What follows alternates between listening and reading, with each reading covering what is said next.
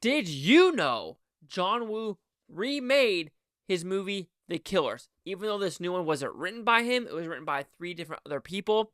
However, this is now in France and not in Hong Kong. Is this a worthy remake of his original movie?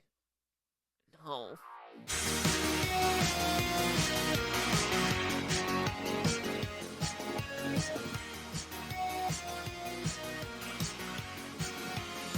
Chase Lee Hockey here at the Blue Futon reviewing The Killer. I feel like The Killer is a very popular title now. We have this, we have the David Fincher movie that just came out last year. Anyway, what's about pretty simple premise? Hitman goes to kill people. Unfortunately, one of them is now blind, and you know what?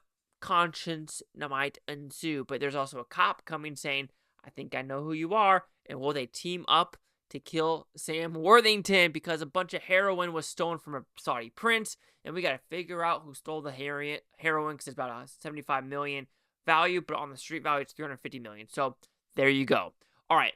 So to like this film, like I love John Woo's style of filmmaking. I love his doves. I love his action set pieces. They are very realistic, and they're not like over the top. Like there are some badass car chases. There's badass people on motorcycles getting lit on fire. There's badass action sequences, even though some of them are kind of laughable, on especially at the very end in the church.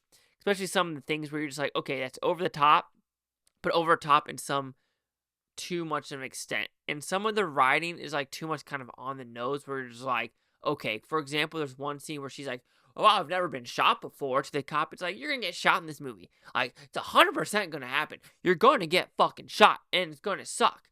So you have that information. But, you know, the cinematography, the look in Paris, it's a great looking film. You can't deny that. Like I said, the John Woo-esqueness to it, the action set pieces, when they're on screen, are pretty sweet.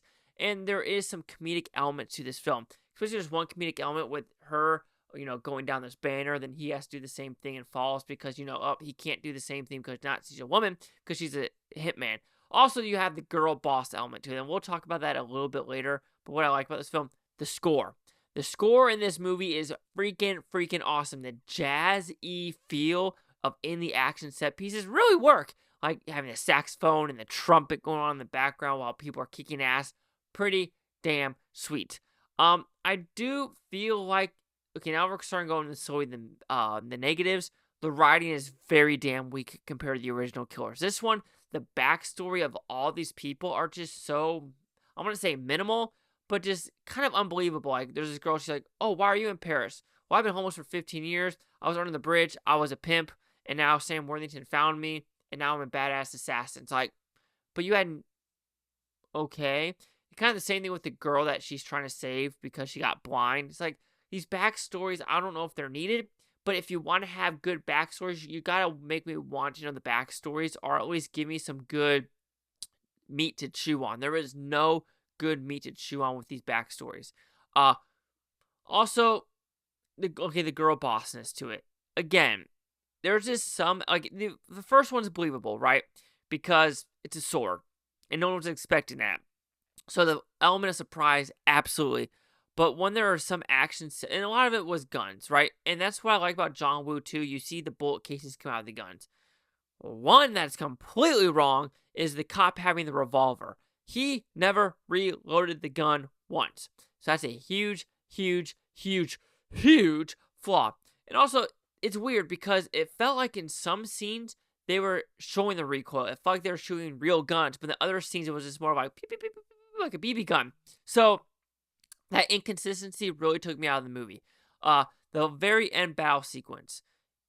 I think it's believable in most of the parts because, yeah, there's a difference between girl boss movies like this and girl boss movies like Atomic Blonde or other stuff, because most of the stuff she does in this movie isn't hand-to-hand combat. Yes, there's the one at the very end with her and another girl, so it's believable. So, yes, the girl bossness, some of it was a little bit eye-rolling with some elements and some things in this movie, but also it wasn't as bad as other movies I've seen.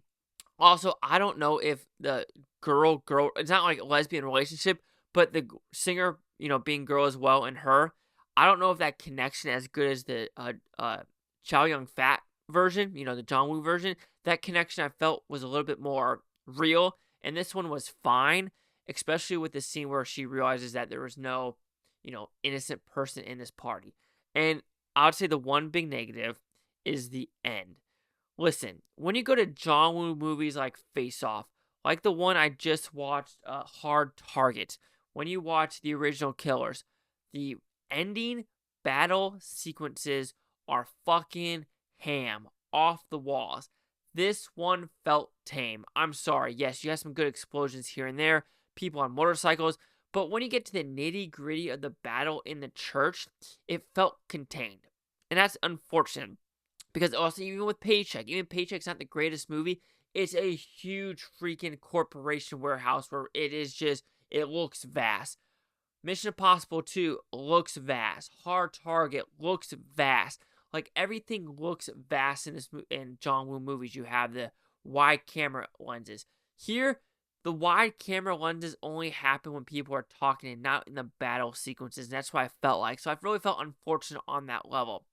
But yeah, overall, The Killer, it's a okay movie. Yes, when the battle sequences were going on, I was having a good time. I was having a blast. I was having a good time. Some of the humor works. The score is probably the best part of the film with great cinematography. However, I was a little underwhelmed with the final battle sequence. Just the overall 2 hour and 10-minute experience. I was expecting just a little bit more. So The Killer will receive a 3 out of 5 Blue Futons, which equals that 60%. So see the critics and user scores gave this one. So critics a 56% with 43 of them. Audience score 54% with over 100. No critic consensus. So 56, 54, 60. Chase Glock here with the Blue Futon. Like, comment, subscribe. One of the things, Bluetopia. You Blue Futonians, thank you for watching. Have a great day. I'm here to watch this today, tomorrow, week, from month, or a year from now. So one of you. Peace and love, and just enjoy yourself. But don't be a fucking killer.